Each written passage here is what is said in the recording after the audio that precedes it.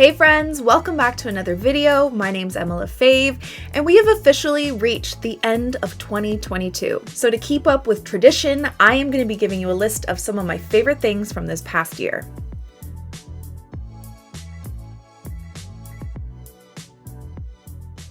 So to kick off the list, I want to start off with my favorite supplies that I tried this year. The first of the bunch is my ceramic palette collection that I have started to collect, and two of my favorite pottery companies are Sugar House Ceramic Co.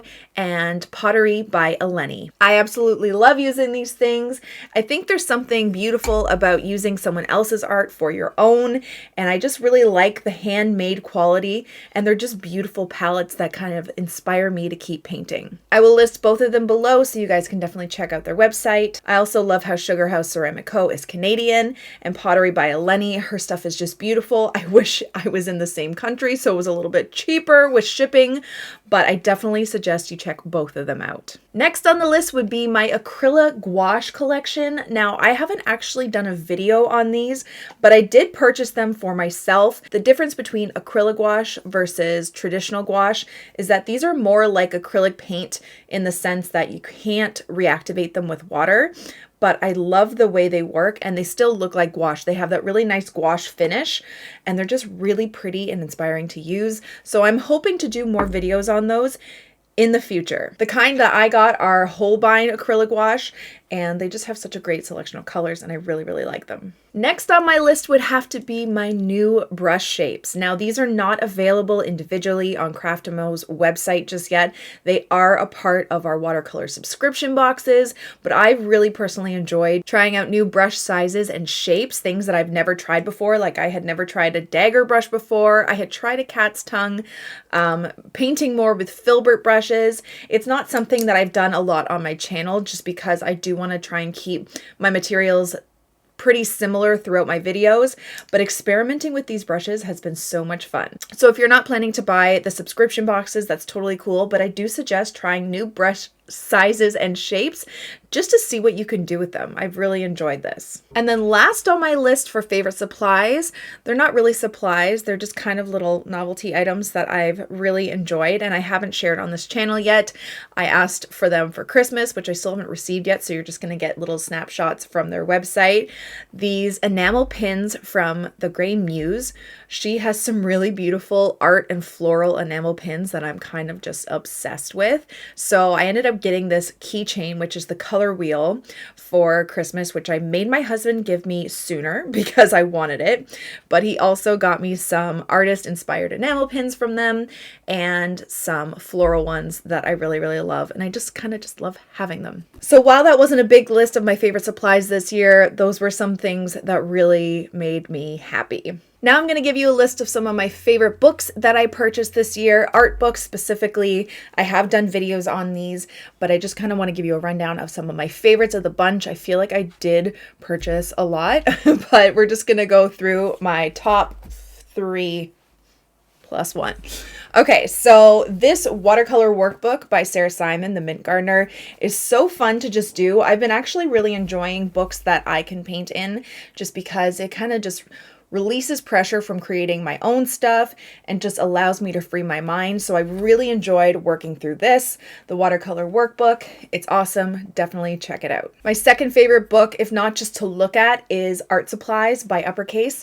It is such a cool book and it just features so many different artists and mediums, and it just kind of tells you about all these different artists and how they make their stuff, and it's just super awesome. I found this because Beam Watercolor Paints is in this book and I follow them on Instagram. So I saw it on their Instagram and I was like, oh, I have to have this just to look at it. Like look at the art and the pictures and it's just really cool to learn about how people create some of their supplies, and it's just a gorgeous book overall. Now the third book I'm going to show you, I actually haven't shown you on my channel yet, and it's not necessarily an art book. It is a flower book. It's called The Flower Recipe, and it kind of gives you a breakdown of how to create bouquets, which is not what I bought it for, but for some inspiration inspiration of different flowers, and there's just a ton of flowers in here, a ton of arrangements that are super inspiring, which I am planning to kind of use a bit more in some of my videos in the upcoming year.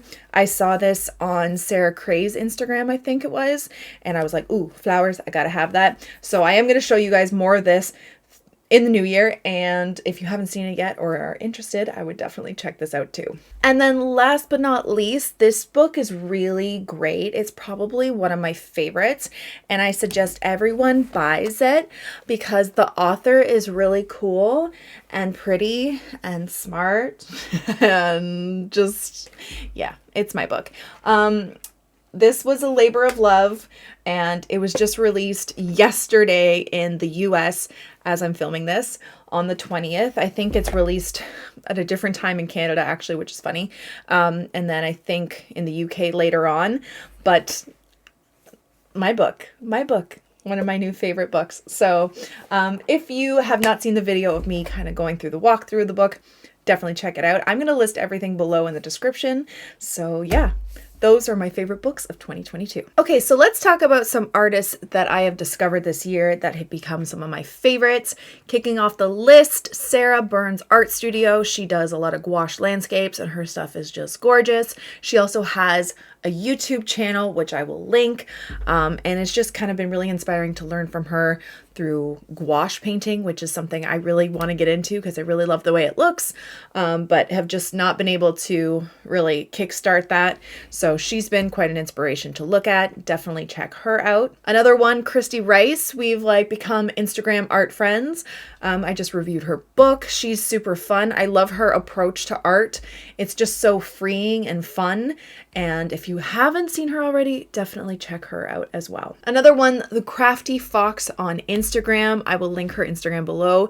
She has beautiful floral art, and we did a thing for World Mental Health Day this year on Instagram. She's great about using art as a tool to help with mental health, and her florals are just gorgeous. I love her painting, and she made some beautiful ornaments this year on her Instagram, and she was selling them, and they're just absolutely beautiful. And then lastly, I find one page on Instagram that I keep bringing myself to and really enjoying is Sarah Cray. I love her artwork. Her artwork just seems to bring this peace, and I love just catching up with her on Instagram. Her stuff is just beautiful. So those are some of my favorite artists that I have kind of discovered this year and have really enjoyed. Okay, so let's get into some videos that I did this year that I actually really enjoyed, some series specifically.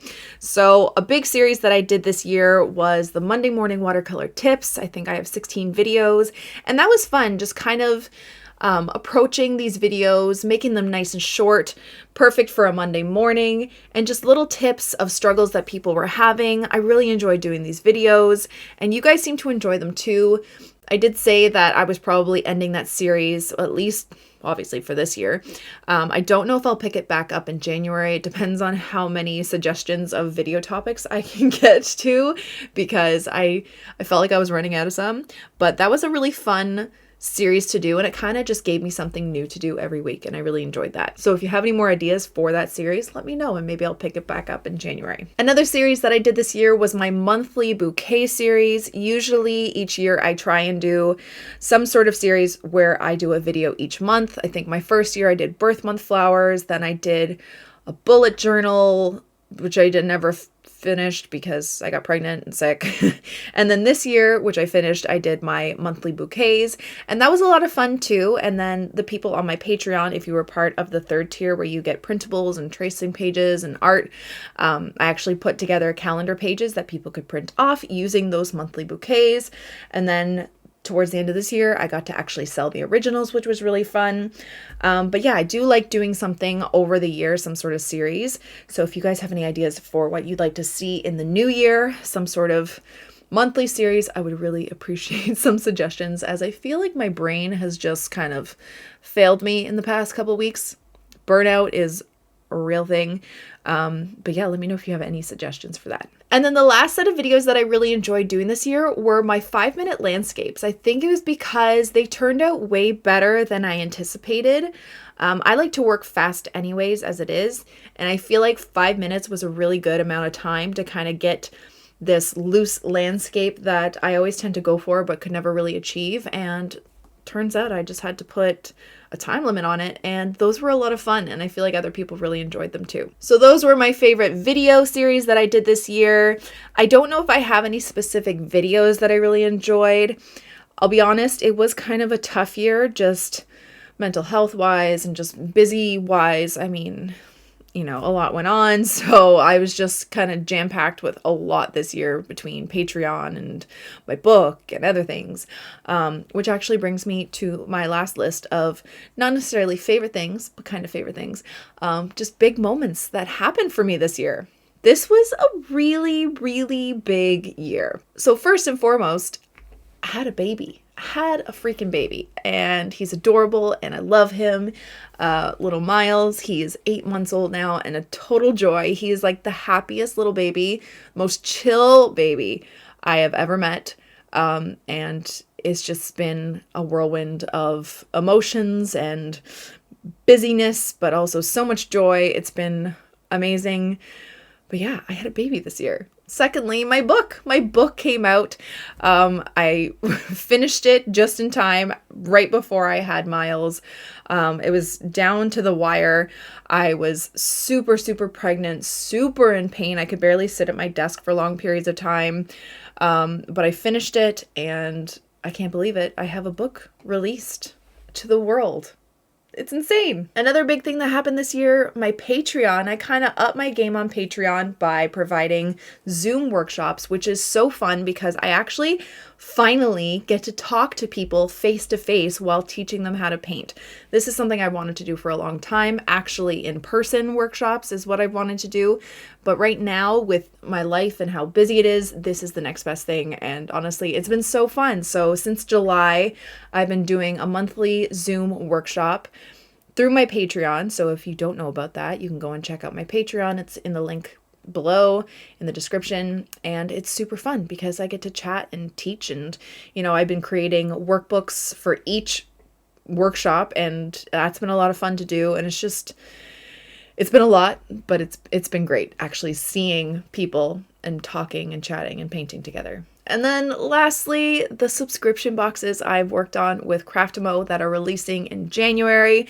That is a huge and exciting project for me because when Craftimo approached me originally about the brushes over a year ago, that felt like a dream. I mean, a company says, hey, do you want to create your own set of brushes and completely design them of how you want? You don't say no. And then when they came up with this idea of creating my own paints and tutorials and picking the paint colors and picking the specific brushes and types to put in this box and just put it all together, it was super overwhelming, but amazingly exciting. It was so much work, and there's still a lot more work to do. But it's kind of been like a dream come true. I never thought that I'd have like a paint palette with my branding on it and brushes, and it's crazy. So that is something that happened this year that's carrying over into the new year, and I'm super excited. So yeah, that is it. That's my wrap up of 2022. It was a big year. I didn't have as many things on my lists as I usually do, but a lot of big things happened and exciting things happened, and that's about it.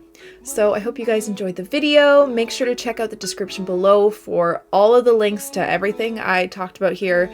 And I hope you all have a wonderful day. Thanks for watching.